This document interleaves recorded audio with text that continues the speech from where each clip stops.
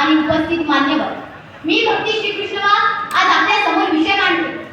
परंतु आजचा हा विषय फक्त केवळ भाषणापुरता मर्यादित नाही, तर या समाजाचा आज आणि उद्याचा आराखडा आहे. आणि तो विषय आहे समाज कसा असावा राष्ट्रसंतांच्या शिकवणुकी. राष्ट्रसंत तुकडोजी महाराज आपल्या एका ओळीमध्ये छान लिहितात, अरे देव शोधू नको देवळात, देव दगडात नाही. देव शोधू नका देवळात, देव दगडात नाही. माणसात जो देव पाहिल तोच खरा भक्त. आणि याच ओळीतून राष्ट्रसंत तुकडोजी महाराजांनी समाज सुधारणेची मूळ संकल्पना मांडली.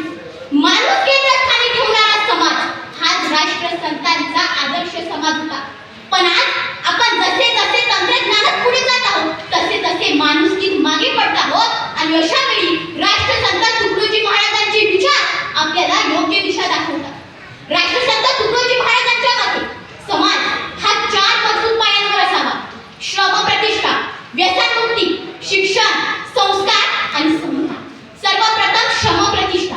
राष्ट्रसंत तुकडोजी महाराज फक्त प्रवचन देणारे संत नव्हते, तर कृतीतून समाज घडवणारे महापुरुष होते.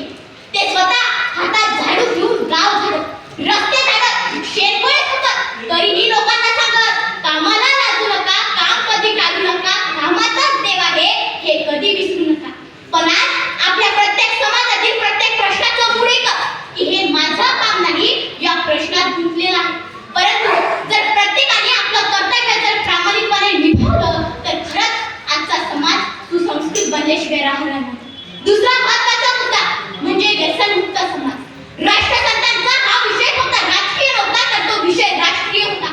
राष्ट्रसंत तुकडोजी महाराज असे म्हणत, अरे दारू पिऊन देव आठवतो हा भ्रम आहे. दारू पिऊन देव आठवतो हा भ्रम आहे. कारण दारू पिऊन माणूस स्वतःलाच विसरून जातो. आज अनेक कुटुंबाचं आयुष्य उद्ध्वस्त झालेलं आहे, घराघरात तणाव वाढतो आहे. याचं मूळ कारण फक्त आणि फक्त व्यसनात आहे. परंतु राष्ट्रसंत तुकडोजी महाराज असे म्हणतात की खरा आदर्श समाज तोच म्हणजे व्यसनमुक्त समाज. तिसरा महत्त्वाचा मुद्दा म्हणजे शिक्षण आणि संस्कार. राष्ट्रसंतांना फक्त शिकलेली माणसे नको होती, तर समाजासाठी झिजणारी झटणारी माणसे हवी होती. राष्ट्रसंत म्हणत की शहाणा तो नव्हे ज्याच्याकडे पदवी आहे, शहाणा तो जो समाजासाठी उभा आहे. आज तर शिक्षण फक्त नोकरीपुरतं मर्यादित राहील ना, तर ते शिक्षण अपूर्ण नाही. कारण खरा सुशिक्षित तोच जो अन्यायाविरुद्ध उभा राहतो, जो गरिबांसाठी वेळ देतो आणि जो समाजासाठी प्रत्येक वेळी उभा राहतो. राष्ट्रसंत तुकडोजी महाराज असे म्हणतात की उच्च नीच भेदभाव हे सर्व अंधश्रद्धा आहे. कारण राष्ट्रसंत तुकडोजी महाराज असे म्हणतात की जात नाही माणसाची, धर्म नाही माणसाचा, माणूस म्हणून जगणे हेच खरे धर्मकार्य आहे. आणि जर प्रत्येकाने आपलं कर्तव्य प्रामाणिकपणे निभावलं तर खरंच परिवर्तन अटळ आहे. मान्यवरांनो, आज प्रश्न हा नाही की समाज कसा घडत आहे, आज प्रश्न हा आहे की आपण समाजाला कशा प्रकारे घडवत आहोत. आपण जर प्रत्येक माणसात दोष शोधत राहिलो तर परिवर्तन कधीच घडणार नाही. आणि जर प्रत्येकाने स्वतःपासून सुरुवात केली तर परिवर्तन अटळ आहे. कारण आजचा समाज मंदिर वाढवणारा नव्हे, समाज घडवणारा हवा.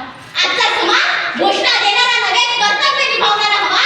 आजचा समाज हक्क मागणारा नव्हे, तर जबाबदारी स्वीकारणारा हवा.